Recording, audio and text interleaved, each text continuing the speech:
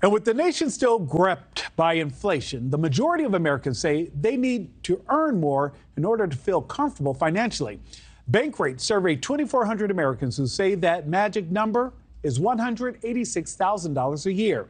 That's after considering the cost of everything from groceries to rent and child care. Only 6% of Americans are actually making that much money.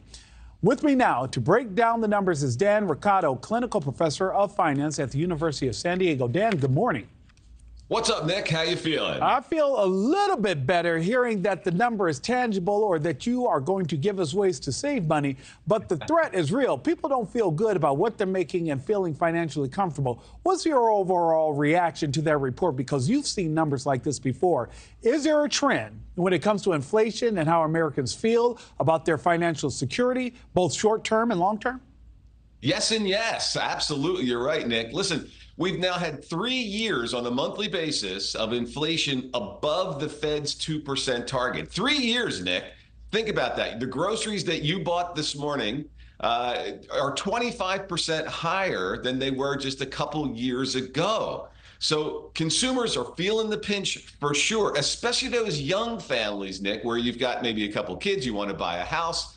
They're hit by this dual monster of record high home prices and record high childcare costs. So it's no surprise, Nick, that the goalpost when it comes to how much do I need to kind of get by, that goalpost keeps moving, my friend. Dan, I think the thing that bothered me the most, or what I found to be most concerning, is that gap, because the data shows a huge gap in what many Americans are actually making.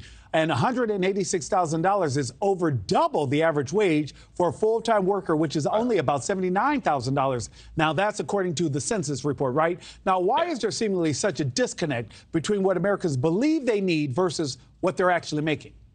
Yeah, and there always is, by the way, there always is that disconnect when they do these surveys. And to a certain extent, that's actually, in a weird way, a healthy thing because it's aspirational, where you and I always want to do better than we're currently doing. Set that aside. The reality is that when you and I go to the grocery store, when you and I fill our gas tanks, buy some burritos for the family, we're reminded, painfully reminded, that our salaries aren't going as far as they used to or as far as we would like them to. So that really does hurt the psyche of a lot of consumers. And, you know, I think that most people, they say to themselves, hey, I remember making $40,000 a year. And even if they've made raises, they're like, let me continue to live at $40,000 a year. But that's not realistic because the things that are insular continue to go up in price. It seems like with these surveys, though, Dan, that the goalpost continues to move. As the average wage continues to rise nationwide, things like inflation make it harder for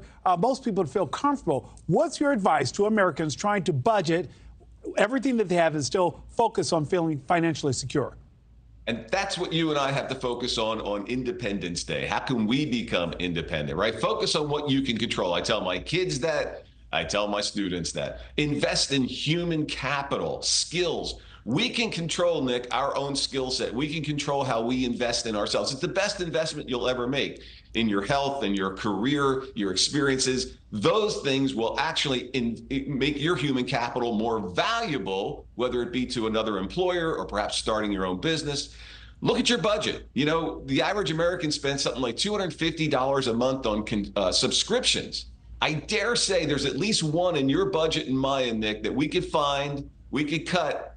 We're not even going to miss it. Yeah. Invest in relationships, right? Invest in those relationships. Listen, more money is great, but if you're loaded and lonely, it's not all that great. So studies have shown that when you and I have better, more deep personal relationships, we actually do better financially.